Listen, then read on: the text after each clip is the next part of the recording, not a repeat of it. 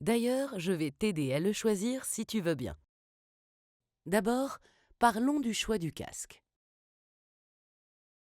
Comment choisir la bonne taille? En général, les tailles vont de 5 en 5, par exemple 40-45, ou 46-51, ou encore 52-57.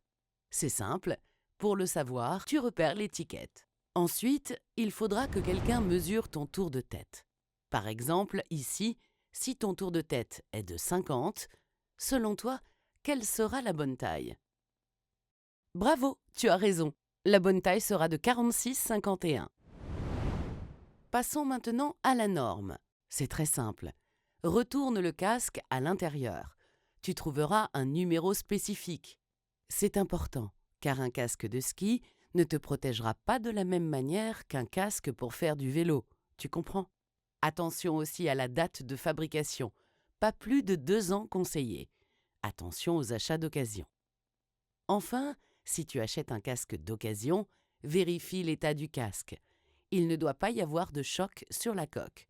La protection intérieure doit être intacte. Pas de fissures ni de déchirures. Maintenant que tu as choisi ton casque, parlons de la façon de le mettre.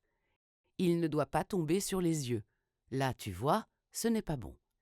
Il ne doit pas non plus tomber vers l'arrière. Fais un test. Tu dois pouvoir placer tes 3 doigts de manière horizontale pour couvrir ton front. Là, c'est bien, il est bien positionné. Le réglage du casque maintenant. Dans notre exemple, ton tour de tête faisait 50 et le choix du casque avait une mesure de 46-51. Du coup, il te faudra desserrer un peu le tour de tête avec la molette située généralement à l'arrière du casque. Maintenant qu'il est bien positionné et serré, on va pouvoir régler les 2 sangles.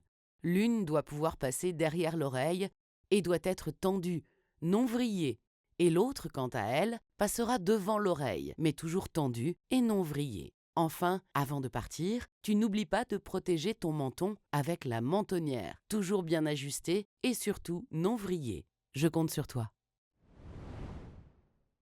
Tu sais, Manon, ton casque, il va falloir en prendre soin.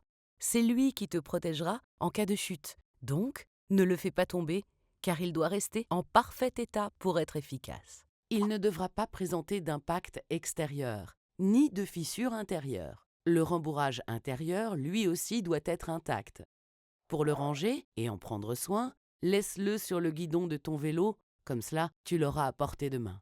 D'une manière générale, tu devras changer ton casque tous les 5 ans. C'est sa durée de vie moyenne. Le casque fait partie intégrante de l'équipement, au même titre que le gilet jaune.